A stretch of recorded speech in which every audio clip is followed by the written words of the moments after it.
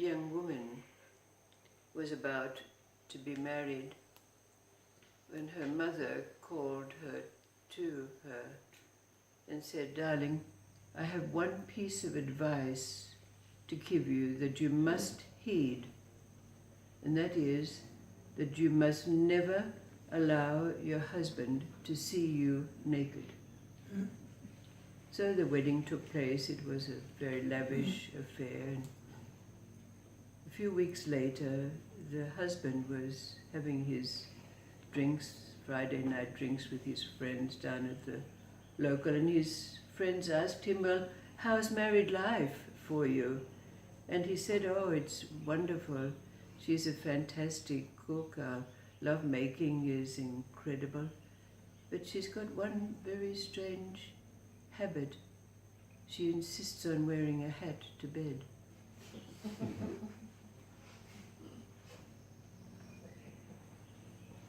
The personal anecdote that's already been told is the time when I first went to Divine Mother, when I first met her after getting over the fear that she could see through me, through and through, and it was a very great fear.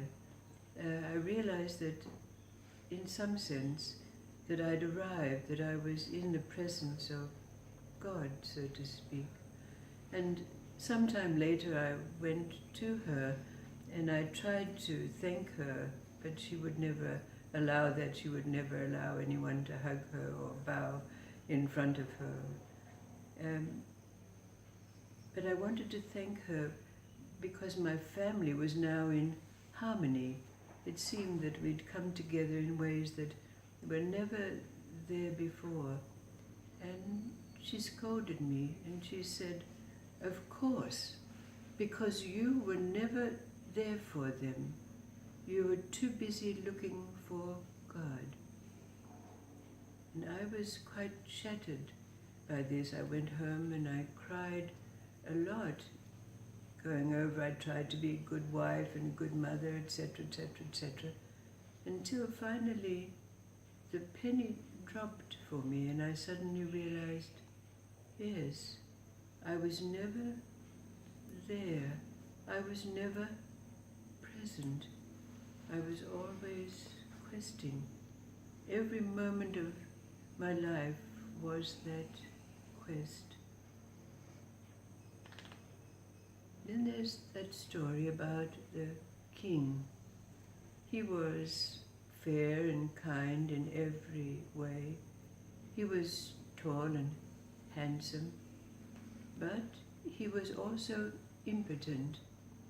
Even though he had wives and concubines, his absence of libido did not allow himself to fulfill the desire that was there for most monarchs to have an heir, a son.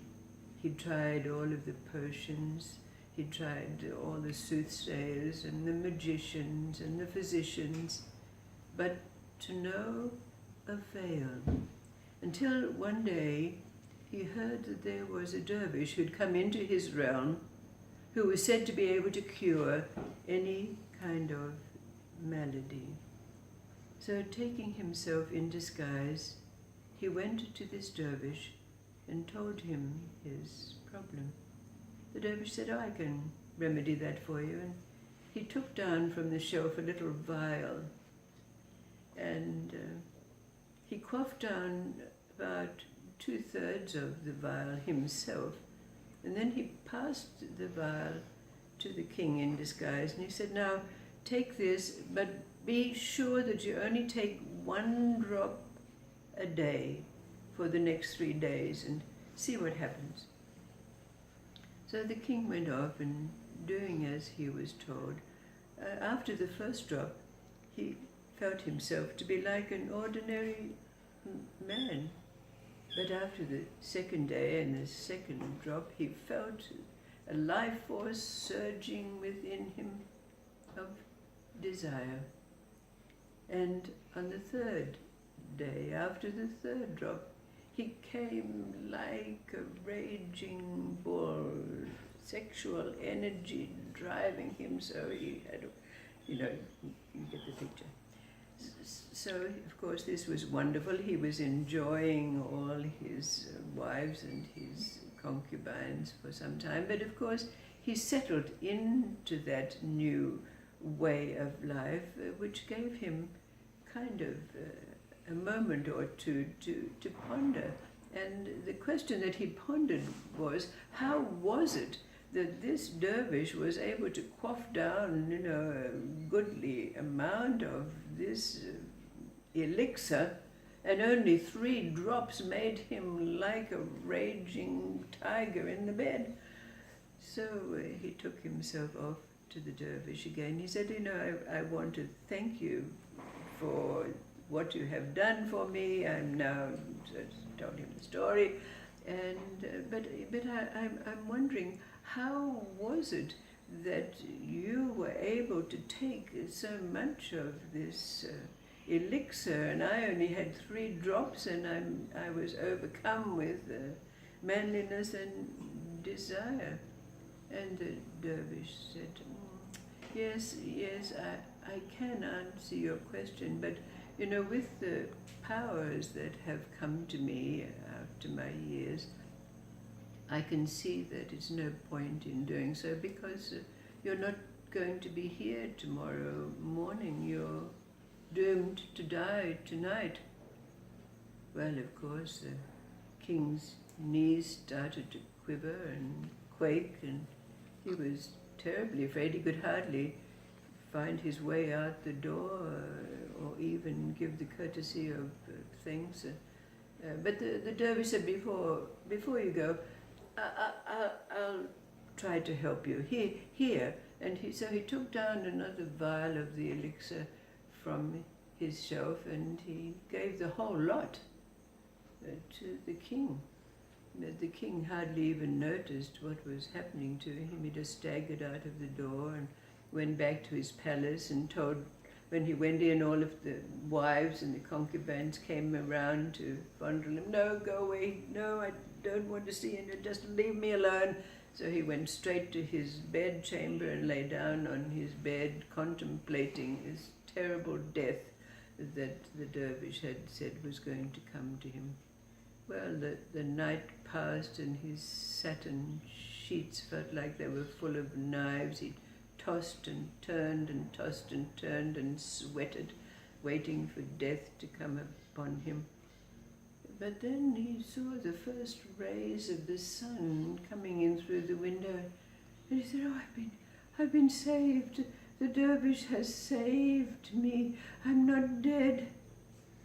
So he raced off to the dervish to thank him profusely for saving his life.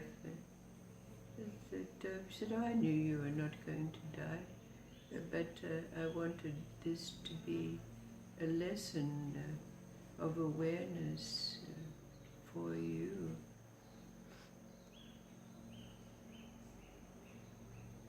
So we can ask, what was the lesson that the dervish was teaching the king, and what can we glean from the story of the wife and my own personal anecdote? But it's summed up in a question that can be posed to each of us, and perhaps that can be qualified by, over these last days, watching these learned astrological pundits, and all of them are saying that there's a kind of tug of war going on between Saturn and Uranus, Saturn being the old ways of control, etc., and Uranus being the new sovereignty, bringing us into a new state of freedom. So the question that is posed with this is, what is it?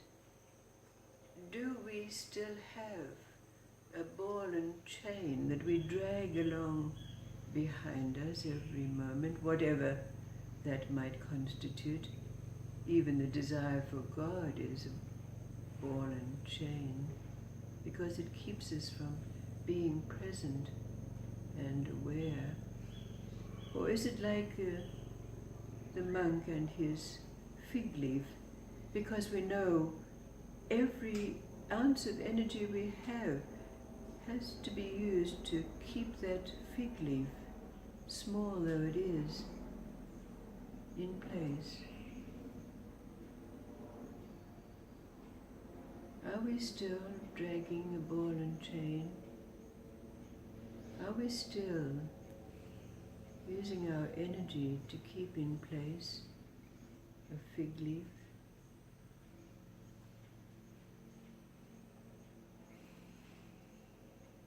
What was it that the dervish said to the king? The reason why this potion does not have an effect on me and had such a profound effect on you is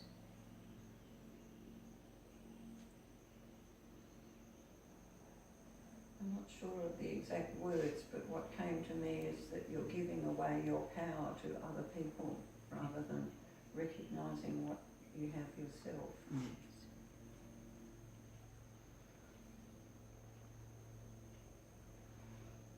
What is our ball and chain? What is our fig leaf?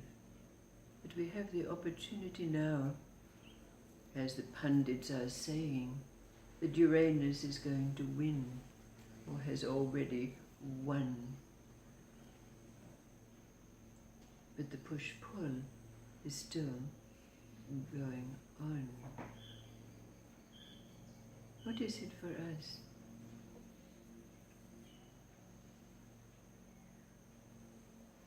You have to let the penny drop like you did. Yes, And it's really hard. yes.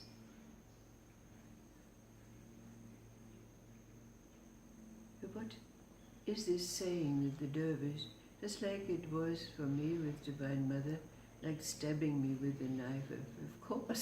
Of course, she said. You were never there for them.